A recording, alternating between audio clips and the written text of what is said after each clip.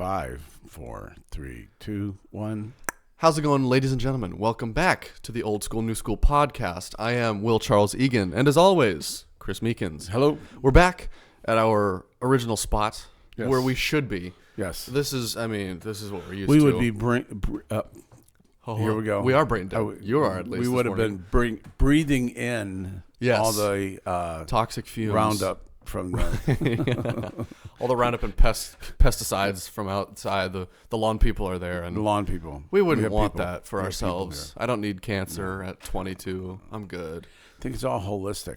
Speaking of holistic. You just said it. We were talking about something right beforehand. You take holistic. There you go. Drugs. Yes. Yeah. Well, there's this one thing that I take called ashwagandha. But if you want to hear more about that, be sure to hit the like and subscribe button. We appreciate that you listen to us. We appreciate that you give us a little bit of your time to listen here. Just scroll down, hit the subscribe button. We'd greatly appreciate it. Why would you take that stuff? Ashwagandha? Yeah. Well, I'll tell you why. It's not like I'm taking drugs, per se. It's a supplement. There's a difference between drugs and supplements. Drugs are drugs things... is a 4-letter word. And supplement is I don't even know how many letters there are. 7. I don't know. Drugs are things like Tylenol or Adderall or weed, things like that. A supplement is an added health thing that you are supplementing instead of just eating it directly from food or eating it directly from, a plant. You're taking it in a small capsule form. So you're adding like really high concentrated values of vitamins or additional, non-essential supplements to your body. So ashwagandha is one of those things. And it is a natural testosterone booster and a natural stress reliever. And let me tell you, it's like the magic sauce. It's the ultimate confidence booster because nothing stresses me out. And I have like super high testosterone when I take it and after I work out. So when I'm leaving the gym, because I'll take it right before I work out, I feel like $1 million. Okay, I got a question. Yes. Is this legal for a Christian to take stuff? Yeah. I mean, you can buy it on Amazon. Anybody can buy it. Well, I can also go buy porn, and that's not legal. Fair right? enough. Yes. This is, I mean, when it talks in the Bible about, substances or drinking or any of that, it's specifically only talking about wine because back in the day, that's all they had. But if you apply that to, all substances. They had marijuana back then. I don't know if they did. I mean, well, the Bible doesn't talk about smoking weed or getting high. Or I don't think. Doing poppy seeds. Yeah. In the Middle East. Isn't that where that grows? Yeah. Opium was definitely... I don't know if it was probably around back then, but the Bible specifically talks about drunkenness. Okay. And so if you apply those concepts to the rest of substances, it's a substance abuse that you want to look out for. Abuse. It's the substance abuse you want to be careful of. So it's legal for me to take a pain medicine because Right. I'm in pain. Well, yeah. It's when I abuse it. Yes. If you start to become hooked on it, then you need to, accrue some outside help. Okay. To help you get over that and that's another thing is getting over an addiction is very hard. Yeah, I read about some that experience. one time. I got some experience. I know what that's like. Yeah. Yeah, I kind of move from one addiction to the other. I just, Right. Yes. I'm not prejudiced when it comes to addiction. I'm open to them all. Well, when you go to AA meetings, you'll notice the copious amounts of cigarette smoking that's happening outside. You can't breathe. Years Yes. ago, when you were inside and you were allowed to smoke inside. Mm-hmm. Oh yeah. Before you were born. Oh my gosh, I can't believe how old I am. But anyway, it would be like a layer. Even if you didn't smoke. Yeah. You would come home smelling like smoke. Yeah. Oh God, yeah. And coffee. Start drinking coffee at 8. Yep. 9 o'clock. Mm-hmm. And a donut. They'd have a donut. Oh, that's so good for you. Smoking, coffee, and donuts. This is America. That's how we do it here. Yeah. But we wanted to talk a little bit about stress and how to alleviate stress. Stress Which management. got us onto your Omagambi. Huh? Bills. Omagambi, yes. Ashwagandha. Ashwagandha. Yeah, well, because Chris asked me, how do you deal with stress? And I said, well, I have a very atypical answer. Because the honest truth, I used to be a very stressed person. Especially when you're moving and you're having, to pay for your own financial things all at once. You have a lot of money-related stress. Do you think that's part of being like in your early 20s is like learning how to manage stress? Absolutely. Oh, yeah. Well, I mean, apart from learning how to manage your money and manage your time, you're learning to manage your stress, because a lot of people will overbook themselves for things, or they will overwork themselves because they feel like they need to compensate financially, or they feel like they're not socializing enough, or whatever it is. So there's always something that is unbalanced and that causes stress. Okay, so managing that. So maybe may I permission to ask? Go ahead. What kind of things personally stress you out? I'd say, honest to God, the one and only thing that really stresses me out is finances, money. Oh. That's the one. That's really the one and only thing. A lot of things I can deal with, but when it comes to, the imminent looming financial disaster, whatever it may be, I feel like, when you're when your bank account is getting low, you're like stepping very carefully, you're driving very slowly, you're making sure that you're not breaking anything or hurting yourself, because any emergency, you got to drain the savings account and then you're done. That's what it feels like. When did that start happening? It wasn't like when you were 16 or 17. No, this is when I started paying rent and when I started having to do a little bit more on my own, because Dad started charging me rent when I was living with him. What the heck, Dad? And so I was like, oh, I actually have to work more, and now I have to earn more, because I can't just have a little side job so I can buy some sneakers whenever I want. I'm now earning for my own living. You have to make a budget. Exactly. And so then I started paying for phone bill, then there's car insurance, and then there's rent, and then there's grocery, and then it's like, oh my gosh. And so that was when it started thinking like, so now that Mom and Dad have officially kind of, let me go, and they still help me out a little bit, but when it comes to paying for things on my own, it's completely in my ballpark now. So. And all our older listeners are saying, welcome to the world. Yes, exactly. It never goes away. Right. And there's a guy named Andy Stanley. I don't know if you've ever heard of him. Yeah. I've heard you talk about him multiple times. He's amazing. Uh-huh. If you've never listened to him, he's got a series called How to Be Rich. How to be good at being rich. Okay. Something like that. And he talks a lot about the older you get, all of a sudden you're like, well, I remember these days. I remember when I made $17,000, and I thought if I just would make $25,000, everything would be good. Exactly. Then when I made $25,000, I'm like, well, we really need like $35,000. Right. Yeah. It's never stopped. Right. You always need more. It's never stopped. So one of the things that he said when you talk to rich people is, well, what is enough? And they go, like I would say, $1 million. If I had $1 million in the bank, I'd be golden. Yeah. Well, once you get $1 million in the bank, you're like, well, it's not that much money. Relatively, it's not. Relatively speaking, when the world, it's, when you make $100,000 a year, like you do over there at the restaurant. Right. Yeah. Of course. That's me. When you make 100, that's only 10 years worth of income. Yeah. Realistically, and if you don't have a pension, so is $1 million that much? Oh, it's $2 million. So the people that have $1 million say, well, if I had maybe $2 or $3 million, and people have $2 or $3 million say, well, if I just had like 5 or 6, I have this guy that I was talking to at church, and he was saying, I was like, well, how much do you have? And he's like, $5 million. I'm like, well, isn't that enough? He goes, nah, I'm thinking maybe 10 million. So it never stops. You never, just a little bit. Didn't Rockefeller say that? They said, how much is enough? And he said, just a little more. Exactly. And so money's always going to be there. Oh, yeah. I get stressed about just like, am I going to be able to finish well? And that's okay. Am I going to choke out? Because, you meet people that don't finish well, and you're like, man, you really turned into a jerk. I know. Oh, yeah. Life has not worked out for you, and therefore you feel bitter, and then, blah. So what are some other, or maybe not being accepted by people for young people? Yeah, for young people, a lot of it is because when you're in this stage of your life, Eric Erickson, the psychologist, said, I learned this in college. There you go. Yeah, this is how I'm using my degree, is on this podcast.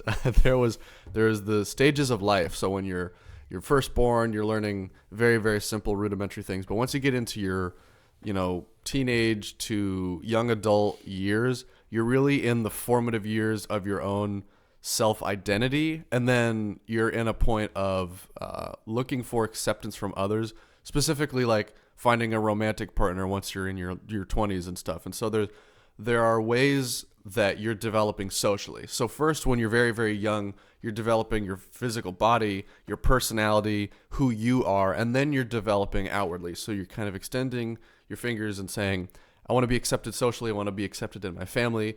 I want to find a life partner. And so for a lot of young people where that has been stunted by, COVID or by extended cell phone usage, a big stressor is the social aspect. Okay. So a lot of these people are feeling unwanted. They're feeling stressed. That their big one is the fear of inadequacy. Fear of missing out is a big one because they see these people on social media posting that I'm doing this with all my friends, and you're like, I want to go. I was going to post something the other day, and I thought, yeah, we're having the whole house remodeled, as you know. Right, clearly. And I was just going to take a picture of our new counter because, yeah. It's a new. It's fun. I picked it out. My color. If anybody knows Joyce, Joyce picked it out. Well, it's this really beautiful quartz countertop and really changed the look. So I was just going to take a picture and just look at our new countertop. Yeah. I thought I don't want people jealous of me because I'm so cool. I'm so awesome right now. Look at me. I thought. Why do people need to know that? Right. Exactly. But on the other hand, people are like excited. Yeah. When you're happy. Mm-hmm. They're excited for you. It's the balance. Yeah. You got to walk that line because with your phone, it's like hyper stimulated social interaction where you're sharing everything with everybody. So you think it has an effect on people where they're definitely, especially younger people? Definitely younger people, because those are the people that are using it the most. And when you're in these developing years where you're developing socially with needing more people, you see other people doing other cool things and you get jealous of them. Like, why we can't have that yet. Yes, and then people get stressed out or anxious. And I think that you get stressed out about when you have kids, when you have babies. You're like, oh my gosh, they're gonna fall over. I remember our kids having bruises all over their head. We wouldn't bring them to church because people would probably think we were beating them or something like that, because they would fall. You know how bad this makes me look. Yeah. And so when they're little kids, you worry about that. When they're teenagers, you worry about that. And I had a friend, when they become adults, you worry about that. Yep. When they become the chief of the fire department, you worry about that. Mm-hmm. And you're like, oh my gosh. So you never stop worrying about that. Right. And so we were talking to Joyce. That's our reference. She is really our reference. She's our walking encyclopedia for wisdom. And biblical knowledge. Yeah, because we are lacking in that. But she worries about everything. Right. And she was raised in fear. She was raised in a place, and maybe some of you were raised like this, that you needed to always be afraid. It's like, don't trust strangers. And then people go, how come you're so afraid of everybody? Because I've been raised not to trust strangers, and that you're all strangers. But we were visiting here one time. My kids were visiting with my in-laws that are fear-driven. Oh, boy. And they're like, don't go down to the beach. Don't go to Siesta Key. Why? Because there's people down there right now. Okay. And they'll steal your car. And they'll kill you and chop you up into little pieces and bring you out to the... And they're talking... They listen to way too many true crime podcasts. My son's like huge. Yeah. And he's like, I was actually afraid to go to the... Really? But there's people that are raised to be fearful. Yeah. And so then all of a sudden you become a Christian or you become an adult and you're like, okay, I can't deal with a fear-based life. Yeah. And so, but again, Joyce that is everything. When we were dating, we were at the Strongsville home days or whatever it was. And there was this big fight happening. And, I love fights. So Chris is like, all right, let's go over and watch it. She's grabbing, she's pulling me away. She's like, we got to get away. Someone could get shot. Whoa. And she pulled me. I'm like, what is the matter with you? What are you talking about? And she's like, that could go. No. But so that's why we asked her her verse. What is the verse that she uses all the time? Yeah. And I don't know if I have fear as much as I have anxiety, you know. Yeah. But I'm not as much fearful as I am just anxious. It's like a low buzz sometimes. What was the verse? Go ahead and read the it. first one was be anxious for nothing with prayer and supplication. Yes, with fervent prayer and supplication. Let your requests be known to God. Yes. And he will give you. Where's that at in the Bible? Is that the Philippians one or is No, I think the one in Philippians is something that, well, maybe prayer and I know the one with prayer and petitions is no, the other Thessalonians. one is finally, brother, and Philippians 4:8. Finally, brethren, whatever is true, whatever is honorable, whatever is right, whatever is pure, whatever is lovely, whatever is of good repute, if there is excellence in anything worthy of praise, dwell on these things. So changing your mind. Yes. So the first one was Right, that was first it the one. Sermon on the Mount? So the Sermon on the Mount one is, why worry? Does worrying add another day to your life? I hate that verse. I just want to tell you that. You hate that verse. I hate that verse because it's like I've used it many times, but it's like, do the lilies of the valley worry about their beautiful color? And I'm like, they're plants. They're plants. They don't They worry don't, at all. They don't have emotions like me. They're not like me. They But don't they understand. are alive, Yeah. which is another whole podcast.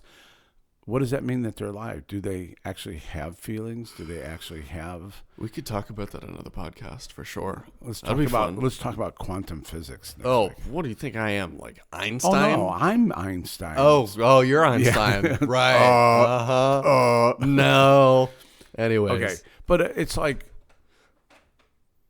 maybe there's more to this universe than I understand. Oh wait a minute, how much do I understand? Nothing. Well, maybe there's more to this universe than me. Because I think the worry aspect that we make, and you hear all of these verses, and it's telling you. First of all, we know that that's not true. There's nothing more clearly, important than me and than him. you and me, right? And all the 30 people watching us talk about ourselves. No, but I think what is the point in this is these Bible verses are very forward. They're like, do not worry, period. And then we all go, oh, why? Why can't I worry? I worry about this, and I worry about that, and all this and all that. And it's telling you to stop, and this is the truth. And it is as simple as do not worry. And we make it this complicated thing. And then we end up just, because what about me? Me. And the Bible verses, what they're trying to say is, God is above all things. Take a step back. Didn't we just have a message recently that said like 90% of the things that you worry about don't come true? Yes. So here's something that I always say to people. I've given this in youth messages before. Are you listening to me right now? Yes. Are you mostly? yeah. Kind of not. I'm kind of trying to. Yeah, tune out. No. I don't blame you. No, but what I mean is like you're here right now. Yes. Right. Yes. Are you alive? I am. Are you breathing? Yes. Okay. So then why have you worried about the billion things before if you're here now? Why are you worrying about the billion things to come if you have gone through all of those millions of things that you've stressed out about and you're still here? They haven't destroyed you. Things that you've stressed about have not completely overcome you. Yeah. And so you take that mindset of, well, I've stressed about all these things in the past, but I've made it thus far. Why not apply that same thing to the rest of my life? You've gone this far. There's a word for that. What is it? Oh, faith. Oh. That's one of the pillars of the belief is faith, that you've been brought this far, so he's going to do it again. We have tons of worship songs about it. And he'll do it again. I love that song. Oh, it's the best because it's all about faith. And you're going to go the next thing, you're going to encounter the next problem, you're going to encounter the next problem, but you have a God, and he's telling you not to worry because I am God. He's saying I am in control. Just give these things to me. Pray to me with prayer and fervent prayer and supplication. Ask me, and I will deliver you. Because you've made it thus far. Who's to say you won't make it again? So It's pretty scary. it is very scary. Well, and okay, that's all great in theory. Yeah. Okay. All right. That's what you pray. That's what you pray. That's what you read. You do this. But what do you do when you're in the middle of the storm and you're like, oh, I'm worried about my finances. I'm out on my own for the first time. I'm driving down the street. I'm going to work every day. I'm serving where I believe I'm supposed to be serving. Yeah. I'm living the life that I believe that God wants me to live. And then all of a sudden you're driving down the street and there's this rod goes into 2 of your tires. It looked like a piece of an engine or a transmission or something. I'll tell you exactly what I do. I was on Fruitville Road. I was going it was funny enough, it happened literally right in front of the Bayside on Fruitville. Okay. And I pulled off directly next to it. But I was driving home from doing some writing, and I was on Fruitville, and I was changing lanes, and I was in the middle lane getting over to the right lane. And I look to I look over my shoulder to kind of make sure the lane's clear next to me. Which you're not supposed to do. I don't know who says that. I know, but they say you're not supposed to. I always do. Yeah, you look in the mirror, and then you look beside you for a half second so that you don't change lanes directly into a car that's in your blind spot. Yeah, you could be in your blind spot. Exactly. Stupid. No. So I changed lanes, and as I look back, I see something, and it's already too late. I'm already right there. I don't know what it was. I had literally a half second before I realized I was going over it with my whole right side of my car. It looked like a piece of metal with some reflective surfaces on it, but I hit it with my tire. I go, thud, thud. Both of my right tires hit it, and I go, oh, no. Immediately, I could feel that something bad was going to happen. I was like, hopefully it doesn't. And then I start to feel the car lean, and I start to hear the rim grinding on the road. I mean, it literally happened in 10 seconds. All the air was out of the tire. And I see the light on the dash. Slow motion. Everything happened in slow motion. I was just like, I remember my phone fell out of its phone stand. The music stopped playing, and I was just like, oh, this is bad. So I'm starting to feel the car lean. I see the light, and I'm like, crap, I have a flat tire. So I change lanes, and I get off into a little parking lot. And the car is really dragging now. So I get out, and I'm like, all right, let's see the damage. And I remember clear as day, audibly, I stand on my car, and I go, oh, not two. Two of my tires were flat, completely flat. I had perfectly aimed this thing so that both of my tires hit this object. Hopefully it got out of the road and this didn't happen to somebody else. But so here I am. I can't change my tire and just go with a spare because I have two flats. So I have to call AAA and call my dad. And surprisingly enough, when I was in the middle of it, I remember thinking to myself, man, if this had happened to me maybe 3 or 4 years ago, I would be calling my mom or my dad just sobbing my eyes out. I don't know what to do. This has never happened to me before. I was surprisingly chill for the whole encounter. I was sitting there just eating a burrito that I had just bought, and I was kind of just waiting for the tow truck to show up, and I was just like... Typical 21-year-old yeah, guy. Classic 22-year-old just... All right, well, let's just eat a burrito. Anyways, let me just unwrap this, sit on the side of the road at 10:30 and just... So why do you think that the changes, do you think that spiritually you've got a growth pattern going on? Yes, so... Is it because you've been hanging out with me a little bit? Yeah, it's because I'm getting so much wisdom from you, Chris. Yes. Or from Joyce before we start. Right, yeah, she's really the source of the wisdom here. I think a lot of it has come from just my general spiritual growth, and out of that, the product of that is less stress with emergency situations. Because my whole thing was with finances specifically, how that's like the biggest thing that I stress about. It always felt like I was teetering on this tightrope, and I was one wrong step away from complete financial disaster. If one emergency happens, I'm going to drain my savings account and I'm going to be homeless. You know, my mom always says, well, I always go to homeless. The train of thought always leads to homeless. I'm going to have this problem. It's going to cost me this money. My insurance isn't going to cover it. And then I'm going to have to sell and then I'm going to be homeless. It always leads to homeless. And I feel that. But now that I have gained so much more spiritual maturity, I was like, oh no, God has led me through so many storms already. I already know that he's going to deliver me through this. Now that you think about it in hindsight, it's like, you had a flat tire, dude. Right. Chill out. Right. There's people that got, and you don't want to diminish right the struggle you're in, but there's people in a lot worse place than you, but you don't want to go there because then you're like, oh, yes. Who am I to be complaining Yes. because I got a flat tire? Oh, yes. Yeah, because you got a flat tire, and it's really sucks. It sucks. In the moment, it sucks. Right. But it still doesn't matter. It's what you do with stress at every level and trying to say, okay, I need to push into God. As we've been talking about for the last couple months. Ad nauseum at this ad point. nauseum about this car wash thing. Yeah. It's like 2:00 in the morning. I wake up. I'm like, well, what if this guy quits and this person quits? I will. And you go down this path, And then you'll be homeless. Yeah, You'll end up homeless. or I'll lose everything. Yeah. And so because my net worth is not worth what I owe on this car wash. Okay, so I get the way I deal with stress is either I'll roll over and I'll start praying, and I'll pray for, I'll go down the list. I'll start praying for my family. Yeah. I'll start praying for the people at work. I'll start praying for the church, my friends at church. I'll go down this list. Usually, by that time, boom, you're out. Yeah.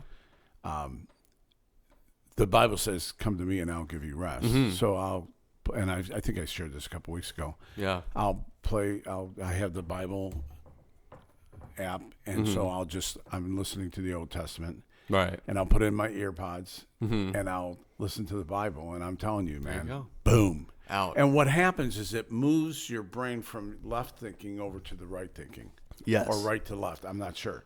It just takes you out of that Analytical mind into something going, oh, God wait is a minute, this is beautiful. what's going on. And next thing you know, it's like 6:00 in the morning. Yeah. So I try to pray. I try to ask God just to help me get through this thing. Yeah. Because there really is nothing that you can do. The truth of the matter is there's nothing you're going to do to change you. Yeah. So I think for tools, and I think for growth is there's the prayer of commitment where you have to release things to God. Yes. And it's not easy. No. Yeah. It's very difficult. And learning to do that, and then just giving it back to him, giving it back to him, because you can become obsessed with worry. Yeah. Oh, yeah. Oh, I certainly was. And to that point of, giving up to God, Joyce had said something else that was, again, perfectly timed and exactly what we needed to hear. She had heard in a message that somebody had said, forget who it was, but they had a Rolex that needed to be fixed, or an Invicta, or a Timex if you're in our position here. Yes, yeah. And so this guy had said, well, when you need something fixed, like your watch, you go to the Rolex store, you take the watch off, you give it to him, and then he looks at it, and then, all right, and then 2 seconds later you take it and you put it back on. You go, well, why isn't it fixed? Well, you're supposed to leave the watch with him, right? Right. And I heard this and I was like, oh my gosh, because literally a couple of days ago, my car was broken, and I had to entrust it in somebody else's hands to pick it up, to tow it, to drop it off, and I had to leave it in the tire shop's hands to then fix it, right? Yeah. And I was like, oh, of course she's using this analogy when I had the exact same thing happen to me the other day. Because when you want your watch fixed, you can't just, okay, God, I'm going to give this to you, and then I'm going to try and fix it for just myself. You have to surrender it completely and leave it in God's hands. Because when you completely surrender and you continue to surrender, then he will fix things. Again, that's called faith, because you can't do it on your own. And God is requiring you to rely on him. And he says, I want you to show me that you rely on me by surrendering this problem to me. And he says, and I will deal with it. I'll do it. It goes down. And so this friend of mine, we were talking a couple years ago. He had a 16 or 17-year-old son, and he was, goofing off, and he was what are those? Marijuana? No.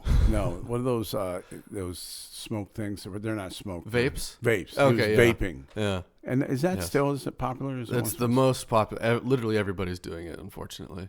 Inhaling carcinogens into your lungs. Yeah. And so dumb. he kind of like, what do you mean you vaping? And I'm thinking, well, at least he's not smoking cigarettes. Well, it's arguably worse, but yeah. It is? It is. Well, it's chemicals as opposed to leaves. It's pick your poison, really, is what it is. Oh, my gosh. Yeah. Well, how come they're on every corner? People know how to market well. Wow. Yeah. It's a whole thing. It's a whole thing with teenagers. But anyway. So he was vaping, and so he got really mad at him. He's like, I don't know. And I'm telling him, I'm like, hey man, you got to just release him. He goes, he's 17 years old. If he screws up now, everything's going to be ruined. Everything that we worked on, and this guy, he's probably one of my dearest friends. Yeah. Of all the people that I've ever known, him and I are just connected, and we live on two different spectrums. But he's smart like you. I get along with smart people. I don't understand why that is. I mean, this guy. It's because opposites attract, Chris. Oh, there you go. Okay, see, I knew that. But anyway, we're talking. And I'm like, yeah, but I'm not going to say his name. I said, but he's already the man that you've created me. He's 17 years old. Yeah, he's right he there. knows everything he's going to do. There's nothing that you can do to control him. The only thing you're going to do is start pushing him away by being overbearing and over-controlling even now. Yeah. And there's something about hanging on to something so much that it starts to, like, including your kids, that you end up, even the kids, you push them away. Yeah. So anyway, I talked to him just the other day, and he was telling me about something his kid's doing. He's in college. I think he's almost a senior now. Yeah. And he's like, he's doing really good. He calls me and says, hey, I want to run this by you before I go meet with these people. And he said the same. He goes, that was the best wisdom you ever gave me about my son, is when you release it. Yeah. You have to release it. He's already the guy you need to know, and you need to just trust God with them. That is so hard. That's so hard. To trust God with something you love dearly. Yeah, because when you want to hold something, you want to hold it with your fist closed like this. But a lot of the times God wants us to hold something with an open hand. I remember Jordan Breon, we had him on the podcast. He said this once, and I was like, that's amazing. When you hold something with an open hand, you're not relying on your own strength to hold on to it.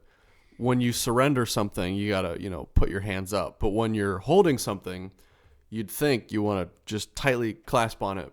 When you have a problem that you're sort of in control of, but you want God to also have control over it, you're sort of surrendering and holding on to it at the same time. So you're holding it close to you, but you have your hands open, right? I mean, this is especially applicable when you have like a teenager, because they're in that point of life where they don't want you to be overbearing and all that. So you're holding on to them, and you want to not be super controlling. The helicopter moms and helicopter dads that are all, right. You can't go out past 8:00 p.m. We are your only friend. I used to tell my kids all the time, nothing good happens after midnight. They're like, midnight? That's ridiculous, Dad. Now, when I was younger, I didn't take my shower until like 9:30, 10 o'clock. Oh, my goodness. I mean, why would you go out before 10 o'clock? Yeah, that's true. Why would you? Nothing fun happens. Bars didn't even open until like 9 o'clock. The ones Really? I went to, the disco. Really? 9 o'clock? 9 o'clock. Holy cow. Yeah. Huh. Yeah. And anybody that was there before 9 o'clock, they might have drinking, but the Yeah. action didn't start happening. Right, right. You were like, what are you doing there at like 8:30? I used to. Bum. Yeah, 8:30, and now, anyway, okay, that's a different story. Different podcast. Yeah, different lifestyle. Uh-huh. So here's I want to read this. So Yeah. there's a booklet called Prayer Commitment, and it's a little tiny booklet, and it talks about releasing people and releasing things and committing them to God. Mm-hmm. And this is just something that I pulled up on the interweb. It's the Prayer Commitment. Almighty, eternal, just and merciful God, grant us in our misery the grace to do for you alone what we know you want us to do. And always, okay, it's not what I thought it was going to be. Sorry about that. Nope. Here, I try and help. Okay. But there's click, the other people shutting off the podcast. But there's, in AA, they use God grant me the serenity to. Yeah.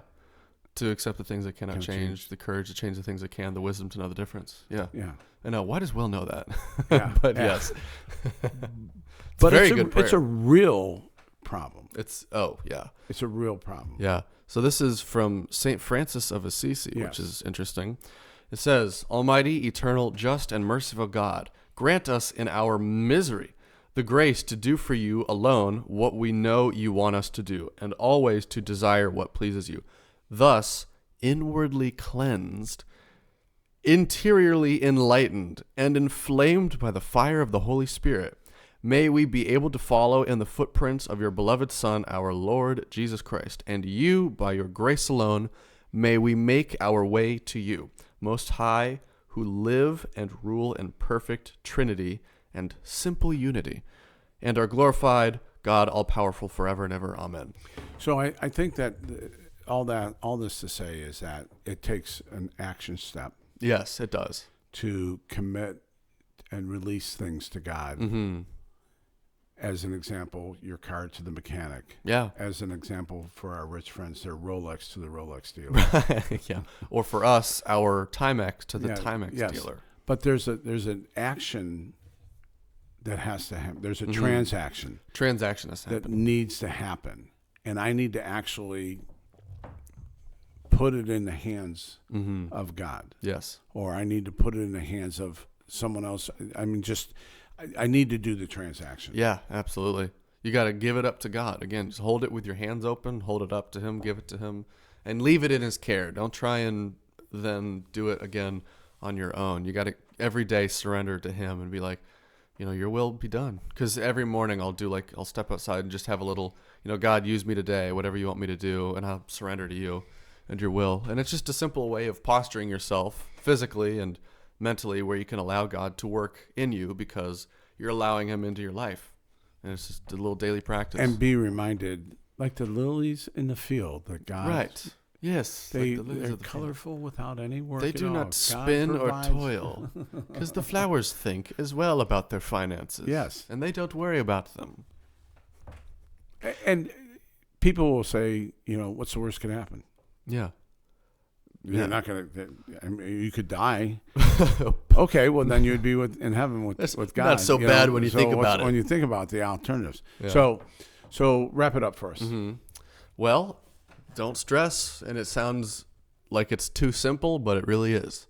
You just got to realize that God is completely in control. And when you surrender it to Him, He'll have it all. And He'll figure it out for you exactly how you need to. Maybe not how you want to, but how you need to. And praise the Lord that you did have the finances to pay for the tires. I did. And the paycheck that I got this morning was pretty nice. Oh, it was from all those people not showing up to work last week? Yes, exactly. So it paid off. It was worth it. It was perfect timing. So God's like, don't worry about it. Yeah, God already had it. This is life. Before it even happened, God already had it. Life is going to happen. There's going to be pieces of steel in the road. Yes. Of life. Guaranteed. Yeah. Yes. Guaranteed. And when you're not looking and you're not paying attention, sometimes you get hit. But that's okay. All right. Well, I think we've solved world anxiety and stress. Us too in 38 Listen, minutes. if you really do have anxiety or stress, first start with God. Just say, God, I just can't do it. I need your help.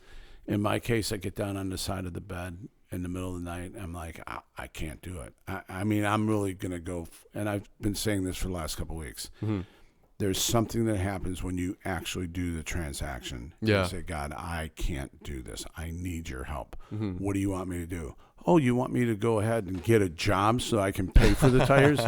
And somebody might be thinking that maybe they need to do an action step or going and talking to someone and saying, okay, I just want to let you know that, you're treating me like crap and I'm not going to do it anymore. Not taking it anymore. I ain't taking it no more. Is that a song? No more. I don't know. All right. Well, hey, thank you so much for tuning in. We'll see you next week. Bye.